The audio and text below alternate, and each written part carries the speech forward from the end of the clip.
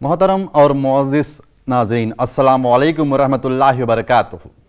मैं मोहम्मद ज़ाकिर फिर एक मरतबा आपकी खिदमत में हाजिर हूँ।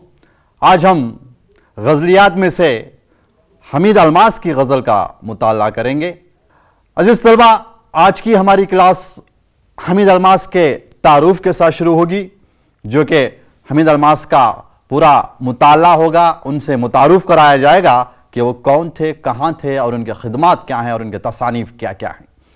फिर हम जदीद गज़लियात की तरफ थोड़ा इनकी खुसूसियात देखेंगे। जदीद गज़लियात जो कि ये गज़ल है वो जदीद तर्ज़ व तहरीर की एक मिसाल है, इसीलिए हम इस गज़ल को मातरन्नुम समात फरमाएंगे, जो कि गज़ल की एक नूयत को समझने में हमें आसानी करेगी।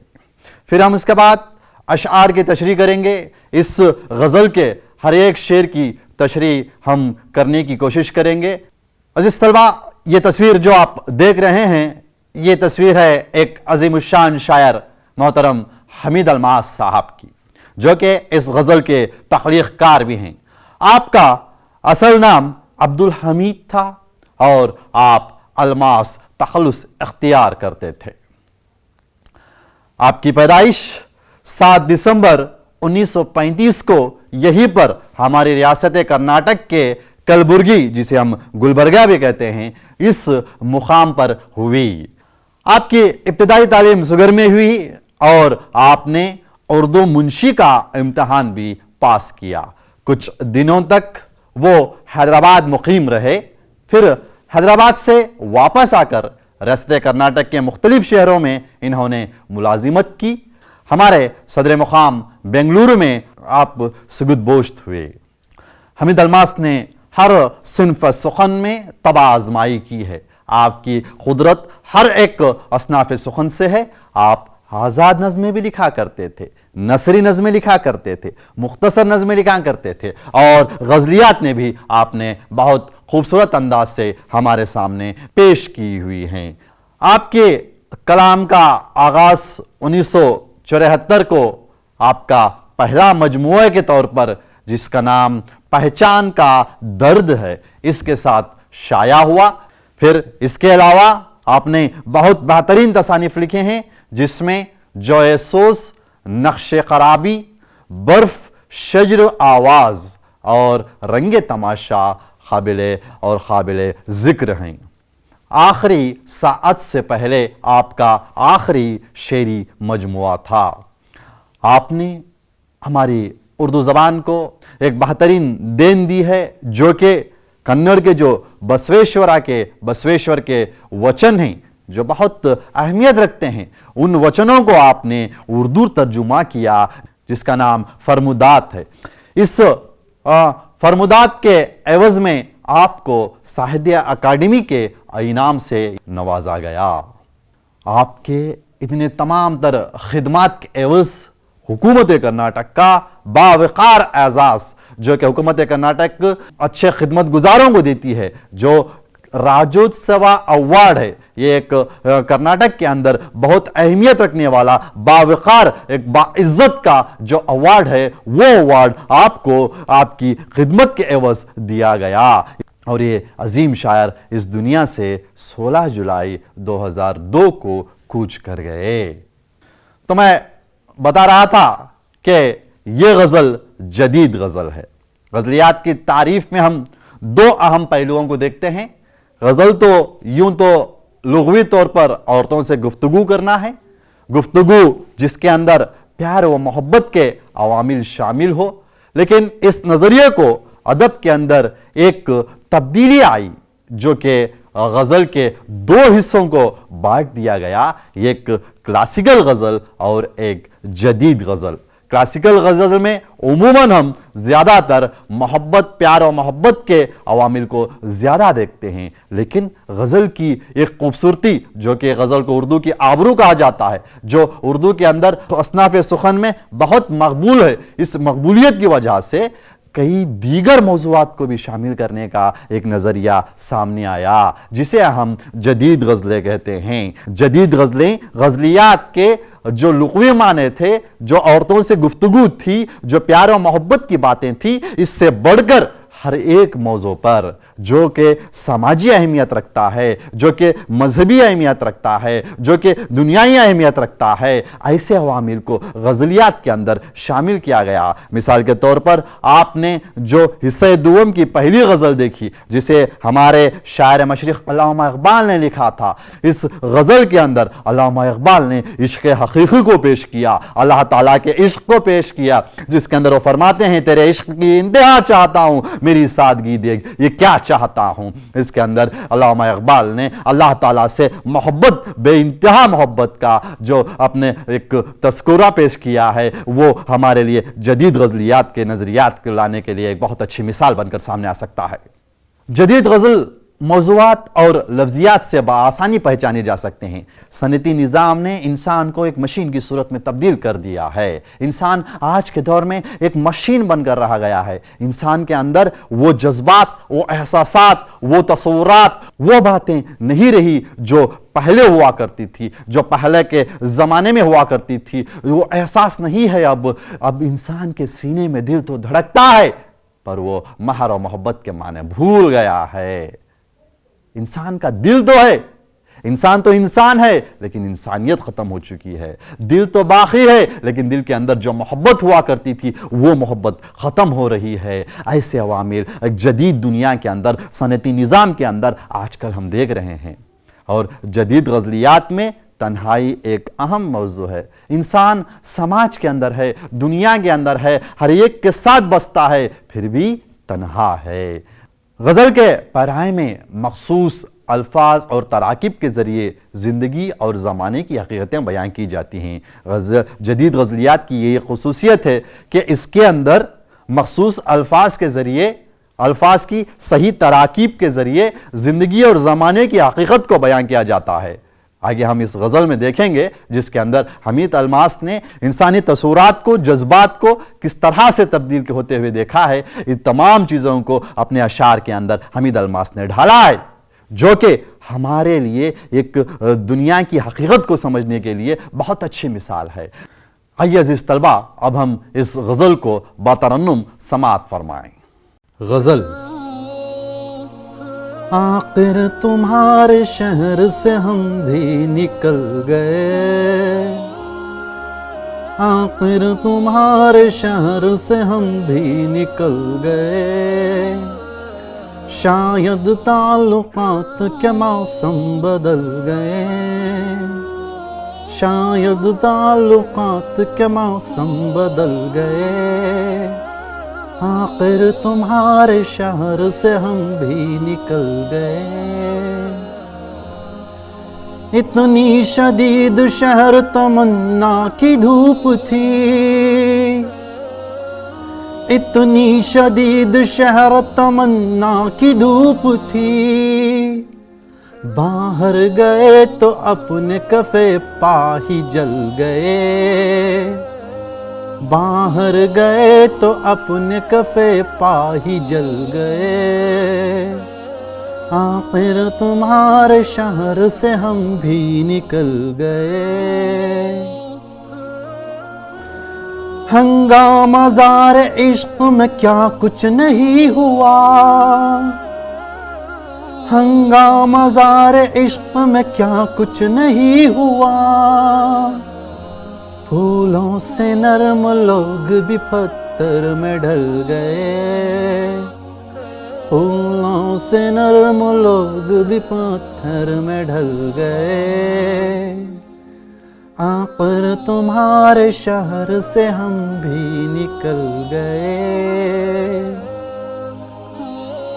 فرصت کہاں کہ یاد کمل باکرد تھے، فرصت کہاں کہ یاد کمل باکرد تھے، کچھ لوگ آندھیوں میں گرے اور سنبھل گئے، کچھ لوگ آندھیوں میں گرے اور سنبھل گئے، آخر تمہارے شہر سے ہم بھی نکل گئے، اپنا قصور تھا کہ فریب نگاہ تھا، اپنا قصور تھا کہ فریب نگاہ تھا، نظریں نہ چھونے پائی تھی پھینک کر بدل گئے، نظریں نہ چھونے پائی تھی پھینک کر بدل گئے، آخر تمہارے شہر سے ہم بھی نکل گئے، ہم خوش ہیں دل میں بار رفاقت لیے ہوئے، ہم خوش ہیں دل میں بار رفاقت لیے ہوئے، ورنہ یہ ماجرا تھا کہ سینے دہل گئے، ورنہ یہ ماجرا تھا کہ سینے دہل گئے، آخر تمہارے شہر سے ہم بھی نکل گئے، الماس شہر نور تقدموں کے آس پاس، الماس شہر نور تقدموں کے آس پاس، اچھا ہوا کہ برف کے تودے پگھل گئے، اچھا ہوا کہ برف کے تودے پگھل گئے، آخر تمہارے شہر سے ہم بھی نکل گئے، شاید تعلقات کے موسم بدل گئے، آخر تمہارے شہر سے ہم بھی نکل گئے۔ آپ نے اس غزل کو سماعت فرمایا ہوگا۔ اس کا سب سے پہلا شعر مطلع کی طرف میں آپ کو لے جانا چاہتا ہوں۔ مطلع کے اندر شاعر کہہ رہے ہیں، آخر تمہارے شہر سے ہم بھی نکل گئے، شاید تعلقات کے موسم بدل گئے۔ پہلے مصرعے میں شاعر بتا رہے ہیں، آخرکار یہ وقت بھی آ گیا ہے کہ ہم تمہارے شہر سے نکل رہے ہیں، چلے جا رہے ہیں۔ چلے جانے کی وجہ کیا ہے؟ کیونکہ تعلقات کے اندر تبدیلی نظر آ رہی ہے۔ شاید تمہارے دل میں ہمارے لیے وہ محبت نہیں ہے جو پہلے ہوا کرتی تھی، وہ جذبہ نہیں ہے جو پہلے ہوا کرتا تھا، وہ انست و محبت و الفت و لگاؤ نہیں ہے جو پہلے ہوا کرتا تھا۔ آج تمہاری الفت کے اندر مجھے کوٹ نظر آتا ہے، اسی لیے میں سمجھتا ہوں جہاں میری قدر نہ ہو، جس جگہ میری قدر نہ ہو، وہاں سے میں گزر جاؤں اور اس شہر سے میں نکل جاؤں۔ شاعر مطلع کے اندر ارشاد فرما رہے ہیں کہ یہ اب وقت آ چکا ہے، یہ وقت کا تقاضا ہے کہ مجھے جہاں محبت نہیں، جہاں عزت نہیں، جہاں میرا رتبہ نہیں، وہاں سے میں نکل جاؤں۔ اسی لیے میں تمہارے شہر سے نکل رہا ہوں، اور میرے نکلنے کی وجہ بھی اگلے مصرعے میں شاعر بتا رہے ہیں کہ شاید تعلقات کے موسم بدل گئے۔ جو میرے اپنے تھے، جنہیں میں جانتا تھا، جو میرے آشنا تھے، آج مجھ سے کیا بن گئے ہیں؟ اجنبی بن گئے ہیں۔ تعلقات کے موسم بدلنا یعنی اجنبی بن جانا، اپنے ہی مجھ سے غیروں کا برتاؤ کر رہے ہیں۔ ایسے شہر میں رہنے سے میں اس شہر سے نکل جا رہا ہوں۔ اگلے شعر میں شاعر ارشاد فرما رہے ہیں، اتنی شدید شہر تمنا کی دھوپ تھی، باہر گئے تو اپنے کفے پا ہی جل گئے۔ یہاں پر مرکبات کا استعمال کیا گیا ہے۔ سب سے پہلا مرکب ہے شہر تمنا۔ شہر تمنا، اس لفظ سے ہی ہم سمجھ سکتے ہیں کہ خواہشوں کا شہر۔ دوسرا جو مرکب ہے ہمارے سامنے وہ ہے کفے پا، یعنی پاؤں کے تلے، یعنی پاؤں کے تلوے، جو پاؤں کے نیچے کا حصہ ہوتا ہے، اسے ہم کفے پا کہتے ہیں۔ اتنی شدید یعنی ایک تیز شدت والی چیز۔ اتنی شدید شہر تمنا کی دھوپ تھی، باہر گئے تو اپنے کفے پا ہی جل گئے۔ اس شعر میں شاعر عرض کر رہے ہیں کہ میرے خواہشوں کی شہر کی دھوپ بہت تیز تھی۔ جب میں خواہشوں کے شہر کے جانب نکلا تو میرے پاؤں کے تلوے جو تلے تھے وہ جل گئے۔ اگلے شعر میں شاعر ارشاد فرما رہے ہیں، ہنگامہ زار عشق میں کیا کچھ نہیں ہوا، ہنگامہ زار عشق میں کیا کچھ نہیں ہوا، پھولوں سے نرم لوگ بھی پتھر میں ڈھل گئے۔ کس طرح سے شاعر پھول اور پتھر کے ذریعے سے انسان کے جذبات کو ہمارے سامنے لا رہے ہیں۔ پھول یہاں پر محبت کی مثال میں ہمارے سامنے ہے، پتھر نفرت کی مثال میں شاعر نے ہمارے سامنے پیش کیا ہے۔ ہنگامہ یعنی شور و غل کرنا، ہنگامہ زار عشق میں کیا کچھ نہیں ہوا۔ اس شعر میں شاعر ارشاد فرما رہے ہیں کہ اس دور کا انسان، اس کا دل ایک سنگ، ایک پتھر بن گیا ہے۔ آج انسان کے اندر، انسان کے لیے محبت باقی نہیں ہے، وہ جذبات باقی نہیں ہے جس کی تمنا انسان کرتا ہے۔ انسان کے احساسات مر چکے ہیں۔ عشق کے درد کا ہنگامہ بہت ہوا، میرے اس درد کا ہنگامہ تو بہت ہوا، لیکن جو انسان تھے وہ پتھر بن گئے تھے۔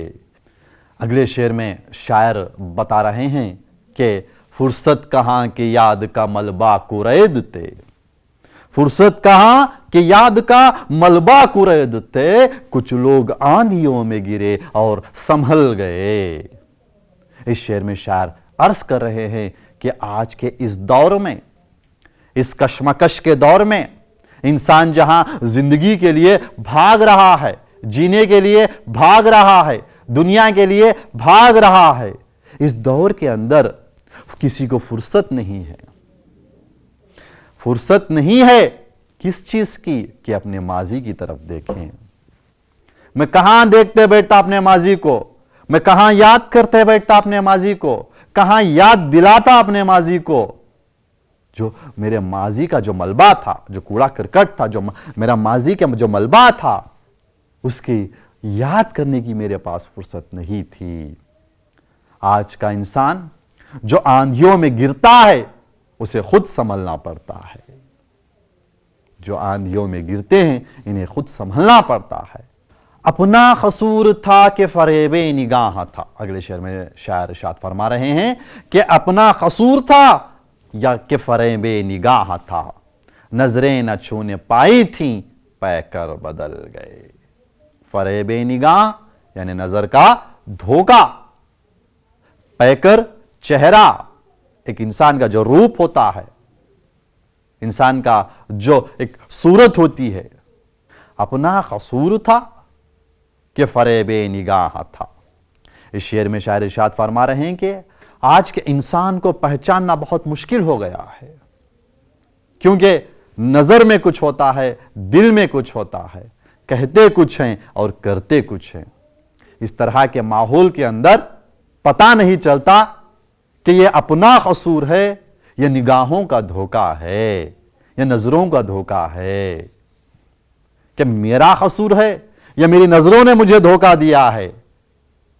ابھی ہم انسان کو ٹھیک سے سمجھ نہیں پاتے کہ اس کے پیکر، کہ اس کا چہرہ، کہ اس کا رویہ بدل جاتا ہے۔ اگلے شعر میں شاعر حمید الماس ارشاد فرما رہے ہیں کہ ہم خوش ہیں دل میں بار رفاقت لیے ہوئے، ہم خوش ہیں دل میں بار رفاقت لیے ہوئے، ورنہ یہ ماجرا تھا کہ سینے دہل گئے۔ اس شعر کے اندر بار رفاقت جو مرکب استعمال کیا گیا ہے، جس کے معنی ہیں وفاداری کا بوجھ۔ اس شعر میں شاعر عرض کر رہے ہیں کہ دوستی بے غرض ہونی چاہیے، کوئی کام کرو تو بے غرض کرو۔ اس کی مثال دوستی کے ذریعے دی جا رہی ہے کہ دوستی بے غرض ہونی چاہیے، جس کے اندر غرض ہو وہ دوستی نہیں ہوتی۔ جو غرض کے لیے، جو اپنے مفاد کے لیے دوستی کرتا ہے، ہم خوش ہیں دل میں بار رفاقت لیے ہوئے۔ شاعر کہہ رہے ہیں جس دوستی میں غرض ہو اس کی وفاداری بوجھ بن جاتی ہے۔ جب ہم کسی کے ساتھ وفا کریں تو ہم اس سے وفاداری کی جو خواہش کرتے ہیں۔ اگر سامنے سے بے وفائی ہو جائے، سامنے سے فریب ہو جائے، دھوکہ ہو جائے، تو انسان سمجھتا ہے کہ میری بھی وفاداری شاید بوجھ ہے، جو میں نے وفاداری کی یہ میرے لیے بوجھ ہے۔ مقطع میں شاعر اپنا تخلص اختیار کرتے ہوئے ارشاد فرما رہے ہیں، الماس شہر نور تھا قدموں کے آس پاس۔ الماس शहर नूर था कदमों के आसपास, अच्छा हुआ कि बर्फ के तोदे पिघल गए। अलमास यानी हीरा, तोदे अंबार। शायर कह रहे हैं कि अलमास शहर नूर यानी नूर का शहर, कदमों के आसपास था, लेकिन यह एक तस्वूर था जो कि हकीकत से परे था। मुख्ता में शायर हमीद अलमास इरशाद फरमा रहे हैं कि अक्सर लोग अपने पास मौजूदा नेमतों से बेखबर रहते हैं। वो नहीं जानते कि इनके पास जो नियामतें हैं, जो अल्लाह ताला ने अता की हैं, इनका शुक्र अदा करें, इनका शुक्र बजा लाएं, इनमें खुश रहें। वो नाशुक्री करते हैं। इनके कदमों में हीरे भी लाकर रख दें तो वो बेकदरी करते हैं। अगर उनके कदमों में अलमास भी लाकर आप रख दें तो उसकी वो बेकदरी करते हैं। ऐसे बेहसी के एहसास से हकीकत अच्छी है। अगर हम ऐसे एहसास के अंदर जी रहे हैं, इस एहसास से यह बेहतर है कि हम हकीकत को जान लें, सच्चाई को जान लें। शायर अपने मख्ता में आखिरी शेर में अर्ज कर रहे हैं कि अलमास शहर नूर तो कदमों के आसपास था। जो मेरा नूर का शहर था वो मेरे कदमों के आसपास था, लेकिन अच्छा हुआ कि बर्फ के तोदे पिघल गए।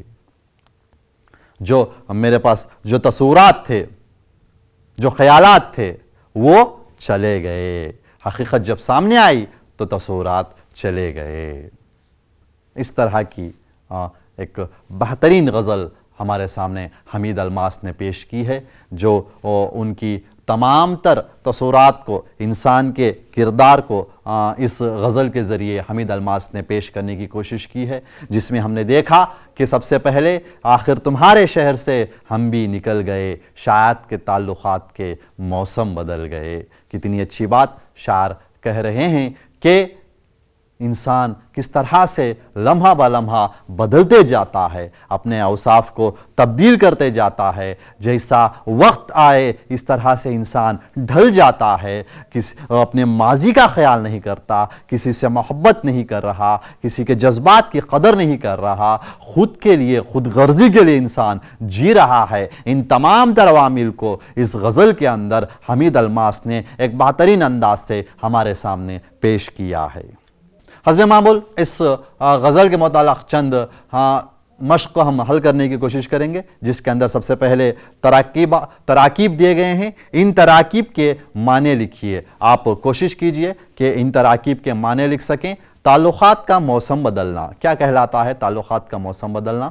शहर तमन्ना की धूप, इस तराकीब का माना क्या है? बर्फ़ के तोदे पिघलना, बर्फ़ के तोदे पिघलना। याद का मलबा कुरेदना। देखिए अल्फाज की तराकीबी, जिस तरह से हम जदीद गज़लियात की बात कर रहे थे, जदीद गज़लियात में अल्फाज की तराकीब किस तरह से होनी चाहिए, ये बात यहाँ पर हमारे सामने हमीद अलमास ने एक मिसाल के तौर पर पेश की है कि किस तरह से उन्होंने नज़्म के जो माने होते हैं, लड़ी में मोती पिरोना, इस तरह के अल्फाज को शामिल कर कर हमीद अलमास ने हमारे सामने लड़ी में मोती पिरोई है। इन अल्फाज के माने आप लिखने की कोशिश कीजिए।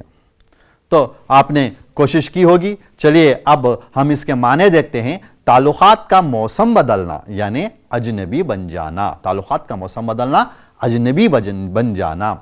शहर तमन्ना की धूप, शहर तमन्ना की धूप यानी ख्वाहिशों का शहर, ख्वाहिशों के शहर की तपिश भी हम कह सकते हैं। बर्फ़ के तोदे पिघलना, बर्फ़ के तोदे पिघलना यानी बेहसी ख़त्म होना। हमारी आखिरी तराकीब है याद का मलबा कुरेदना। कुरेदना माजी को याद करना, अपने गुजरे हुए कल को याद करने को हम याद का मलबा कुरेदना कहते हैं। इन तराकीब के साथ आप जानते हैं कि पहले गज़लियात से सिर्फ अशार दिए जाते थे इम्तिहान के नुक्ते नज़र से, लेकिन आजकल का जो इम्तिहानी पर्चा तैयार हो रहा है वो पर्चा थीम बेस पर्चा हुआ करता है। थीम बेस पर्चा यानी थीम बेस पर्चे के अंदर हमें कहीं से भी कोई भी सवाल पूछा जा सकता है, किसी भी इबारत से, کسی بھی سبق سے، کسی بھی نظم سے، غزل سے بھی سوال پوچھے جا سکتے ہیں۔ پہلے عموماً صرف غزل کی تشریح پوچھا جاتا تھا، لیکن اب شاید ہمیں یہ چیز بھی دیکھنی پڑے گی، یہ چیز بھی ضروری ہے کہ غزل کے اندر کون کون سے سوال جوابات دیے گئے ہیں۔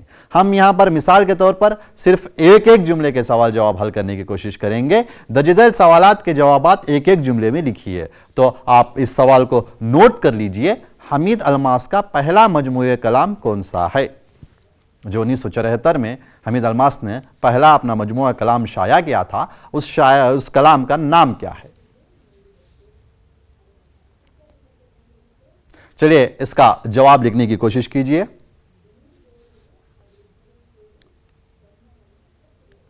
تو آپ نے جواب لکھا ہوگا، دیکھیے یہاں پر جواب موجود ہے۔ حمید الماس کا پہلا مجموعہ کلام پہچان کا درد ہے، جو کہ انہوں نے 1974 میں شائع کیا تھا، پہچان کا درد۔ ہمارا اگلا سوال ہے، شہر تمنا کی دھوپ کیسی تھی؟ شہر تمنا کی دھوپ کیسی تھی؟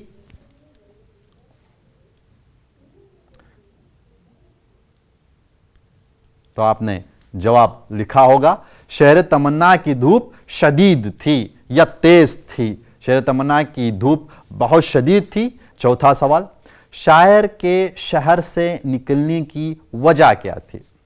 پہلے شعر میں ہم نے دیکھا شاعر نے کہا آخر تمہارے شہر سے ہم بھی نکل گئے، تو شاعر نے کیوں اس شہر کو چھوڑا؟ کوشش کیجئے کہ آپ اس کا جواب دے سکیں۔ جواب ہے، تعلقات کے موسم بدلنے کی وجہ سے شاعر شہر سے نکلے۔ تعلقات کے جو موسم تھے وہ بدل گئے تھے، اسی لیے شاعر اس شہر سے نکل گئے۔ تعلقات کے موسم کے بدلنے کی وجہ سے شاعر شہر سے نکلے۔ تو عزیز طلبہ، آج کی اس کلاس میں ہم نے حمید الماس کا تعارف دیکھا، جو کہ کلبرگی سے تعلق رکھتے تھے۔ ان کے ہم نے مجموعہ کلام دیکھے اور انہیں جو اعزاز سے نوازا گیا ہے ان کے متعلق بھی ہم نے جانکاری حاصل کی۔ جدید غزلیات کی طرف ہم نے تھوڑی نظر ڈالی، جدید غزلیات کی خصوصیات ہم نے دیکھنے کی کوشش کی کہ جدید غزلیات کے اندر زمانے کی جو حقیقتیں ہیں ان کو صحیح لفظوں اور عنوانات و موضوعات و ترکیبات کے ساتھ ہمارے سامنے پیش کیا جاتا ہے۔ جدید غزل جو کہ ہمارے لیے ایک سبق آموز عوامل رکھتی ہے، جس طرح سے ہم نے حمید الماس کی اس غزل میں جدید غزل کی ایک بہترین مثال دیکھی، جس میں انسان کے رویے کی تبدیلی، انسان کس طرح سے بدل جاتا ہے، حالات کس طرح سے ناخوشگوار ہوتے ہیں، ان تمام تر عوامل کو حمید الماس نے ہمارے سامنے پیش کیا۔ پھر ہم نے غزل کو ماترنم سماعت فرمایا، پھر ہم نے غزل کے تمام تر اشعار کی تشریح کرنے کی کوشش کی۔ یہ تو الگ بات ہے کہ کوئی شاعر کا تصور کو تو نہیں سمجھ سکتا، جہاں تک ہماری سمجھ ہے ہم نے یہاں پر اس کی تشریح کرنے کی کوشش کی۔ تو عزیز طلبہ، ہمارے آج کے گھریلو مشق کا وقت ہوا چاہتا ہے۔ آئیے اب ہم دیکھیں کہ آج کا ہمارا گھریلو مشق کیا ہے۔ آج ہمیں گھریلو مشق کے طور پر سب سے پہلا سوال ہے، جدید غزل کے خصوصیات بیان کیجئے۔ جدید غزل کے چند خصوصیات میں نے آپ کے سامنے بیان کیے ہیں، آپ ان کو درج کر سکتے ہیں یا دیگر آپ کہیں پر معلومات اکٹھا کر جدید غزلیات کن عوامل پر ہوتے ہیں، کن موضوعات پر ہوتے ہیں، ان چیزوں کو آپ درج کر سکتے ہیں۔